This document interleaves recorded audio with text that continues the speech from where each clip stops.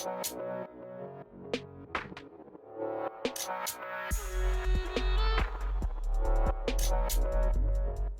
guys, welcome to the channel. This is Baby Roll. In today's video I want to talk about everything Gale Shot. So we're gonna make a review talking about the good, the bad, how it works, what I think of it, maybe what they could change, like giving my own feedback and telling you even my tips and tricks or anything I could find in the short time of testing for this class.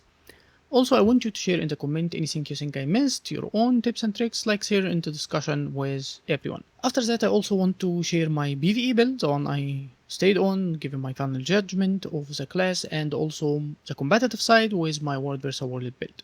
So this is gonna be very long, which obviously you're gonna need more than one video, but let's start with reviewing the class itself. So, for a start, I want to explain how the Cyclone bow work and what do I think of it. You have 5 skills, the auto attack will always work, it does not consume arrows, which is this thing you have here. You probably know this already from the stream if you watch it or the other dedicated video I made for explaining the class practically.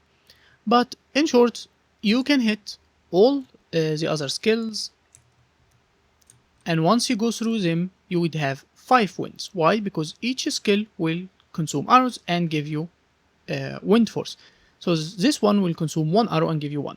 This will consume 1 arrow and give you 1. This will consume 2 and give you 1. You can adjust it from the traits to actually consume only 1 arrow and change it while losing the immobilize, but I don't think this was a great option in any of the forms I played. And the last one will give you 2 wind force but will consume 3 arrows.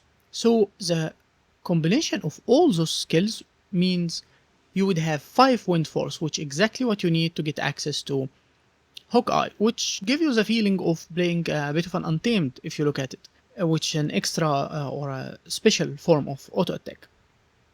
And I think ArenaNet have learned from the mace. Like when they first released the mace for Ranger, it was a bit difficult to get the full stack in order to get giant and more damage and stuff with stability. They would go too fast, so you have to do them on the weapon itself. So ArenaNet did it this time very well. And you do not lose access to Hawkeye as long as you stay in the Cyclone bow, so you don't immediately need to hit it. You can run kite or you heal or something and then land it, which is very good for both PvE and for competitive game modes. However, if you leave the Cyclone bow, you lose all the wind stacks, which mean you lose also access to Hawkeye. So you have to be inside the Cyclone bow in order to use all stuff like that. You can't save up Hawkeye and simply move about your way, resetting your arrows and stuff like that. Now, a second trick I found about this arrow thing, which is very decent, is if you use all your arrows like that, but you ride a mount, you reset all the arrows, even inside combat. So we can ride Warclaw inside combat with a very small cooldown, and you can ride Skyscale in 3-minute cooldown if you have the mastery for it. So this is a very smart idea. I like that ArenaNet paid attention to, so you always move from a combat to another where you're having everything just right at your fingertips. So you don't wait for all those arrows to build. No, you can immediately reset them and move from a fight to another while having access to your Cyclone bow, so you can use it freely. So I was worried that the arrow system will create a problem.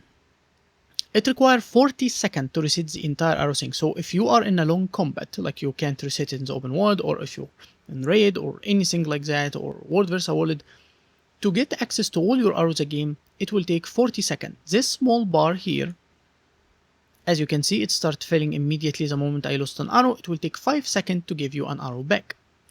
So to get 8 arrows, you need 40 seconds. That means if you camp this thing or switch between it and another bow and that's it or something, you will have your skills on cooldown and off cooldown, and you still don't have arrows to hit them, especially the last two. You'll find yourself getting 1 arrow after 0, so you hit this one. So you lost it again, nothing else you can hit, so you hit this one. You will not even be patient enough to get 2 arrows for this or 3 arrows for this. But for the normal gameplay, if you're switching between 2 weapons normally, hitting your skills like in rotation for PvE for example, you find it will pass enough time that you can adjust the rotation for it and get access to the Cyclone bow completely freely. Like, it's not really needed to be adjusted this much. It could be a bit less, but I think it's already decent enough. And if you want to camp this too much or want to play on full projectile like double bow ranger or something like that, you would have to go with traits that actually fill the arrows, like Fetch and Shrike. So Shrike, every 8 projectiles will give you an extra arrow and will trigger few hits to your enemies, and Fetch, every time you swipe it, you will get 2 arrows. The problem with such trait, first this one will need a lot of projectile, and its own projectile doesn't count. So axe would work, longbow would work, obviously longbow would be the more superior to such trait, and Fetch will have to play a build mostly that doesn't care about bits, it can switch it freely, which probably something like I'm playing right now. But if you play, for example, a boon build, something that would run something like nature magic, you will get fortifying bond. So now any boon you get, your bit will get a copy of, as you can see, 12 mites instead of 6, because I can give everyone around me and my bit will copy it. And you would use something like this healing skill to copy the boons back and forth. As you can see, we can build the same might. But if I switch the bit, the other one will get nothing and I will have to reset the whole process. So you always want to stick to one bit if you're capable, which does not play well with Fetch. So you would have to adjust your build, what you want to take. You can take one or you can take both. It's really up to what you are running. So I worried about this too much, but I found playing with it, it's not this bad. I found it quite decent. You feel it in competitive, however, more, because you want to use a specific skill now and you're kiting. You're not really emptying your skill in a specific rotation. So in competitive, I felt a little bit on losing the arrow. However, in competitive, I was running this. So I was building my arrows even faster. I was running both of them actually. So with running both of them, it's fine. But even running only one, it's not great. Like I felt like I have to run like both to adjust for the arrows. In PvE, however, it felt decent, but in combative, I felt like I have to run both, so the arrow really can be a bit of a problem. Now, getting back to the Cyclone bow. So I love the design of it. The animation, the fact that ArenaNet have paid attention that all those skills, the 3 other skills, will hit even through a projectile defense. This one's not a projectile to begin with. Neither this one, it simply falls from the sky, and this one is unblockable and pierced, so it will really hit through anything. Only the auto attack and this one are projectile and also Hawkeye. And you can hit while moving, as you can see, and this one is exactly like a short bow, even so it's a short distance and does not affect with movement speed. Short bow, if you have something like super speed, you will find yourself cut like double the distance. It can really be adjusted. If you have no movement speed, it will move about the same distance, this one. If you have swiftness, you would be like here, and if you have super speed, you would be like here. This one does not affect with it. So it's really the modern style of Guild Wars 2, I would say. But it will destroy projectile, it's an evade, it will both cripple, it hit for a decent number, it actually feels like worth it as a skill. And if you combine it with this, you will actually get swiftness just like short bow, so I found it very nice to use. Not only that, it's also like short bow can direct you can use it while moving, and it will turn your character to your enemy, so get you away from them. You can use it without about face or anything, so let's say you're walking like that, you can simply use that and continue running away. It's very decent in how it works. However, I found few things that a bit non-intuitive or doesn't really work according to the design, even so I can understand them a bit. So skill 5 is the only one on the bow that does not hit if you are moving. So it pin you on the ground, and if you try to move, you will cancel cast it. So like I said, you can hit anything like that, you're moving, but once I go to this, my character stands in the ground. And if I moved it, as you can see, it will cancel cast. Not only that, also the elite do the same. So I can be moving like that, and I can be casted here, and it will stop my character. If I move, force movement, it will cancel the cast. But it can be used even from, even giving your back to the enemy. So I can be using it like this, and it will stop my character, use it, and I can still immediately continue walking away. So it worked nice, and I understand this one's probably like Dragon Hunter bow or longbow for rangers. You want it because it's very punishing skill. It cannot be even stopped like for competitive, for projectile defense. So they want it to be quite obvious, like the animation really controls the character. So they can keep it or change it, it's really up to them, but the very movement style, I would have rather to be able to move in general with everything, because this class is really struggling with survivability to begin with, which we will get to this part later. Now, another thing I really like about what they did with this is I had a problem with longbow in general, that how much you need to be like standing in a line. Like your enemies have to be in a line in order to the bow to hit them all. If one is here, the bow will not hit. If one is here, the bow will not hit. So the cleave styles that we are used to now, probably especially from the Untamed, like the Untamed Axe skill, and bouncing projectiles made something like the bow is very annoying. And ArenaNet did not make this one like longbow. It have many ways to spread damage, especially with Hawkeye. Hawkeye can really spread to anything around your target, even like something that's already beside you. So look at this for example. This is a field that can be hit. As you can see, this hit everyone. This will land on only the things that you can look at, but look at Hawkeye. It's just beautiful.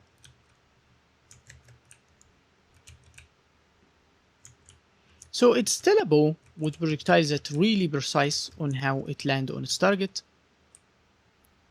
but it also can spread damage, which is something I found to be quite nice. As you can see, even the one after the one I'm targeting was still hit completely nicely. So it's still a bow.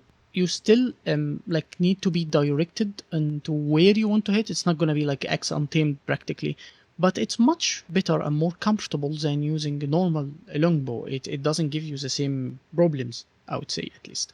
So one of the biggest problems that right now exists, and that what the beta for, I already made a short about it, so people would notice, everyone who want to test their damage or something doesn't really fall for it, is you can't actually put an auto attack. So if I have an auto attack here, as you can see, I can hit normally, I'm not pressing anything, but the moment I leave the Cyclone bow, if I get back to it, there is no auto attack, so you would have to keep pressing the skill yourself.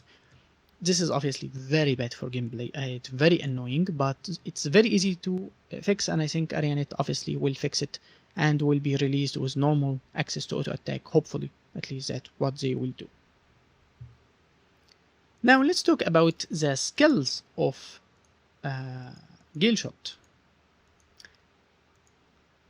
So the skills are a bit nice, but skills our trait are both lacking, and they are lacking survivability or support or any kind of help to actually give you. So the only condition cleanse you have here, whether you're playing Forward vs World or PvE or PvP, like even in PvE, even in the open world, you want to have access to condition cleanses. You don't want to be crippled for a minute or have bleeding that keep you inside the combat or anything like that. So the only condition cleanse they give you, thankful for that, is the healing skill, because the healing skill will give you 2 condition cleanses, and other than that you have nothing, absolutely nothing. It will heal you and give you super speed on a 25-second cooldown. It's a decent time, but there is no access to protection, stability, barrier, resistance, like anything, not in the traits and not in the skills. Even if you check the traits here, the only few things you can get is quickness, so you can play it as a quick DPS, which Untamed already can do, and depending on your style of build, you can see even Untamed can be better, and swiftness, which you already can have access to. Like for this build, for example, you have permanent swiftness just from this skill.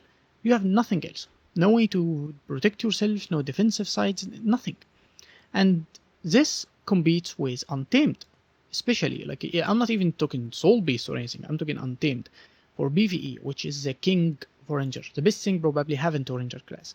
So whether you play here or play anywhere, like this maybe not be like kill the class, for example, in competitive, because access to a range as a play style is already unique. It doesn't matter whether you have survivability or not on other class, but it will leave this class completely crippled in how it survive. So the other skills is, this one is pure damage, will launch a projectile in like an X shape and hit your enemies. The projectile can move faster if you have super speed or swiftness, and will hit even for more damage if you have vulnerability for each stack. This is a stun break that will also do a knockback, so it's a stun break and a CC like Druid, Glyph of Equality, think of it like that. And it will also reflect projectile for a very minor moment. And you have this skill that's very fun for movement, but the ammunition have 3 seconds between them. It's just that. It's a movement with a dodge, and it will give you super speed. The last one is Mistral, which is a wall that will trigger hits every time you hit a projectile through it and put chill on the enemy. So think of it like a projectile version of One Wolf Back for Soul Beast. And the last one is a very enjoyable elite that will drag everyone with it, every enemy mob, to the area which you put it and will start hitting them there.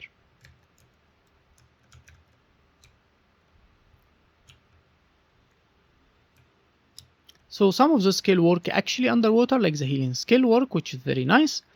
You also the damage one and the stun break one. So the most important one, the one for mobility, doesn't actually work underwater, and the wall, the Mr. Wall, also doesn't work. And what I did not expect that the elite doesn't work underwater for an expansion that will probably give you few underwater stuff, like it really focus on it. I expected at least this to be a quite strong skill that will cleave and do damage like immediately on the target, but I think it's a CC that will land immediately in a specific location, so Arianet didn't really wanna mess up with that. Especially they made it unblockable now because of the bugs that happen on the stream when it will be reflected like a projectile and can toss you to the entire map. So it's an unblockable to underwater, so I guess Arianet didn't just want it to be there. However, you have the Cyclone bow underwater and it actually works like a harpoon gun, as you can see here. It hits skill completely normally, everything with hook eyes. This one will land immediately on your target. So if you can see here,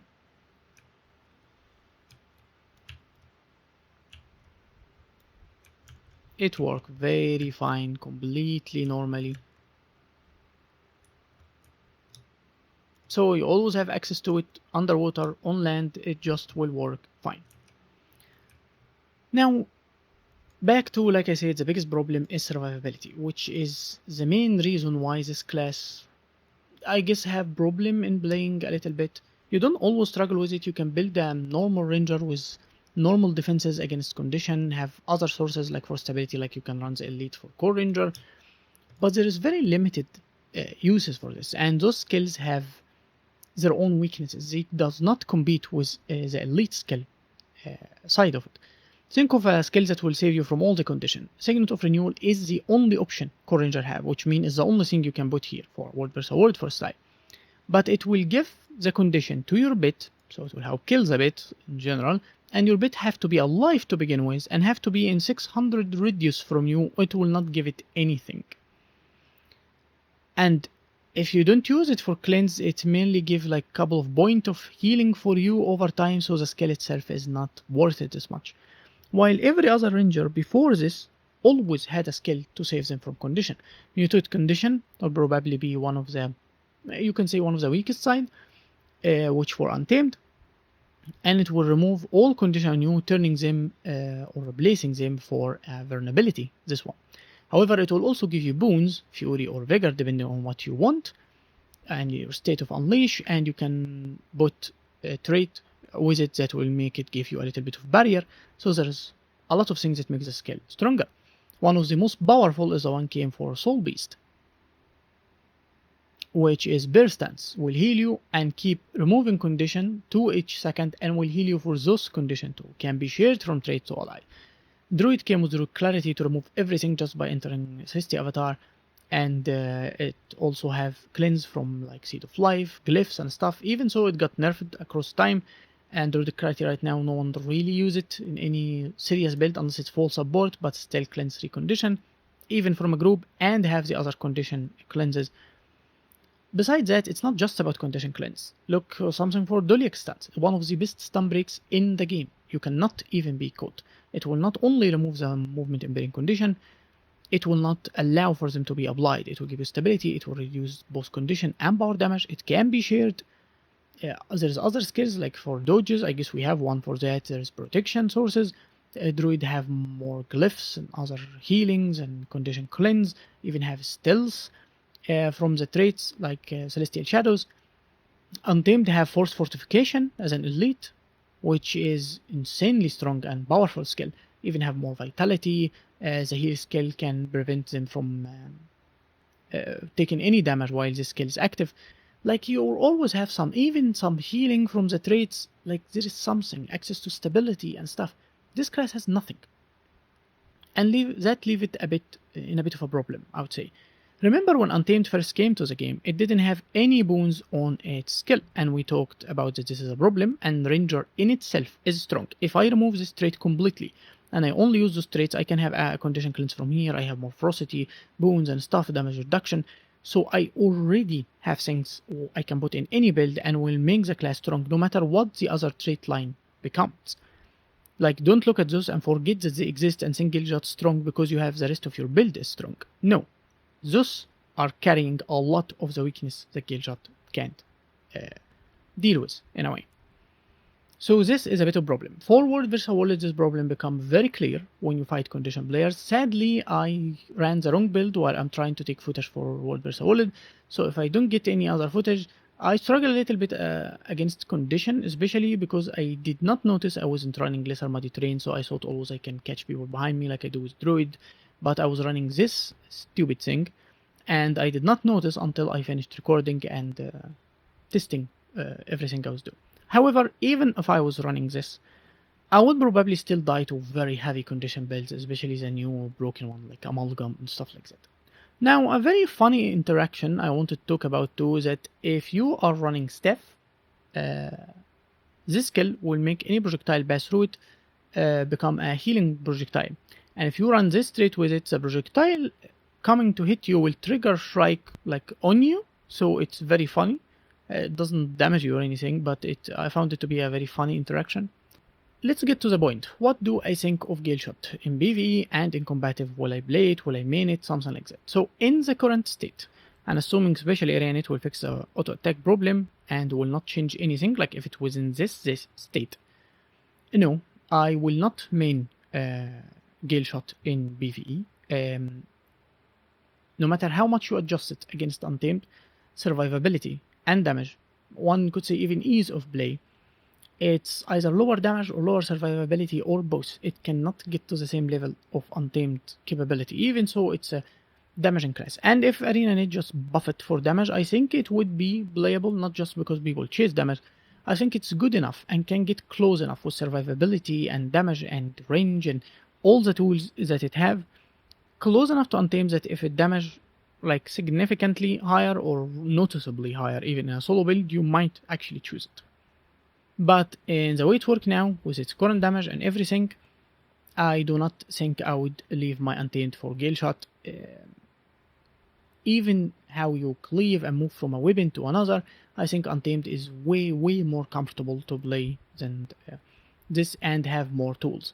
So for a start, you don't heal as much as Untamed, you don't do as much damage as Untamed, don't have access to as much stability, damage reduction, and one of the biggest problems is you don't have access to boon removal if you fight boss titans in Janthir Wild. If you fight some mobs in End of Dragons, they have protection, and you want to remove this protection. The only way to do that here is by running a sigil that would do that on interrupt, and even if that works always and consistently on a defined bar, you have to land your CC while they are casting something on a normal mob, for example, or even up to a silver mob. And that means you give up another sigil which have its own problem. Like, there is always a downside into run it, while Untamed have everything just at the tip of its finger. It was probably the best thing Arena did for Ranger was Untamed. And another method for the boon removal, you can actually go for, instead of Raggazal, you can go for Spine Gazer, because the skill you can control will corrupt 2 boons into condition on the enemies. This is probably the method I would actually go for if I have to fight mobs that have a lot of boon on them. You would lose the healing from Raggazal, you would lose the CC, but you would have a bit that can still tank for you, still have some very decent damage and everything with its own condition. The last method is actually going for the hammer, like a sort of, but you can't really adjust this build with the hammer unless you lose damage, which if you go for this skill, the second hit of it will actually remove boons. So I would go for Spine Gazer if I need to fight against boons, but I would lose the healing and the CC, so normally I would still stick to Raggazal.